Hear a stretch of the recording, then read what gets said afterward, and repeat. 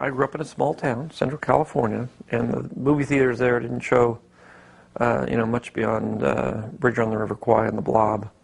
So I didn't really experience foreign films until I found my way into film school. And at that point is when I was actually exposed to Kurosawa. And a friend of mine, John Milius, actually was a huge fan of Kurosawa's. And so whenever the film was showing, he'd say, "Oh, you got to come and see this. You got to come and see this."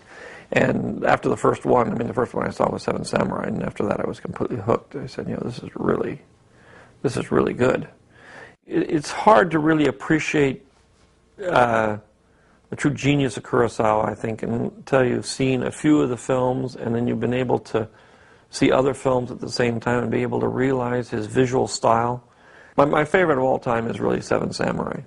Then maybe Yojimbo, and then Akuru, and maybe Hidden Fortress at that. So it's not at the very top of my list, but I was impressed and I liked it. And it's really his visual style to me that is so strong and unique. And again, a very, very powerful element in how he tells his stories. I think he comes from a generation of filmmakers that were still influenced by silent films, which is something that I've been very interested in, having come out of film school. That the visual and the visual graphics and the framing and just the quality of the images goes a long way to telling the story and setting the mood. And you're not going to find really a lot of filmmakers that have the facile quality with the medium that Kurosawa had. A lot of things happen within a frame, and then at certain points he'll go and he'll do lots of cuts. But he does know how to play a frame out. He uses long lenses, which I happen to like a lot, and it isolates the characters from the backgrounds in a lot of cases.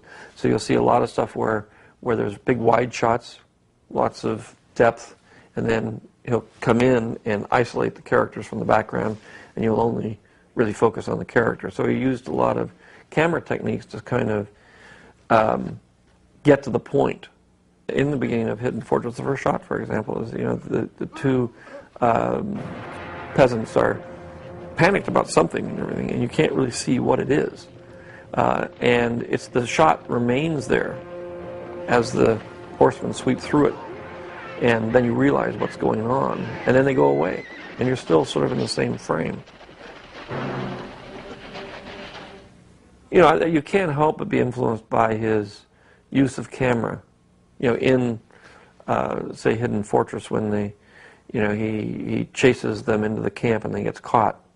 If you watch the camera movement in there, and again, long lenses panning with the riders as they go into the camp, it builds in intensity until such time as suddenly it stops, and he's surrounded by all these people on the opposing side. The one thing about Hidden Fortress is it did influence me in doing Star Wars, because as I was beginning to write the screenplay and put it together, I remembered Hidden Fortress, and I remembered the one thing that really struck me about Hidden Fortress, and I was really intrigued by, was the fact that the story was told from the two lowest characters. I decided that would be a nice way to tell the Star Wars story, which is to take the two lowliest characters, as Kurosawa did, and tell the story from their point of view, which in the Star Wars case is the two droids. And that was the strongest influence, actually. The fact that there was a princess trying to get through enemy lines and everything, I think was more of a coincidence than anything else, because in my film the princess is more a stand and fight kind of princess. In the beginning, I did have, some of the first drafts, I had a little bit more of her and a Jedi, an older Jedi, trying to escape and that sort of thing. But then it evolved eventually into the story of Luke. I think all stories have been around for a few thousand years. There's a book written and a theory among writers that there's only 32 plots, and that it's all the same 32 plots retold. And in a way, I'm not sure that's exactly true, but once you get into writing stories or reading stories or studying the whole issue of stories, you find out that most stories are repeated over and over again. In in Kurosawa, it's trapped behind enemy lines, how can we escape?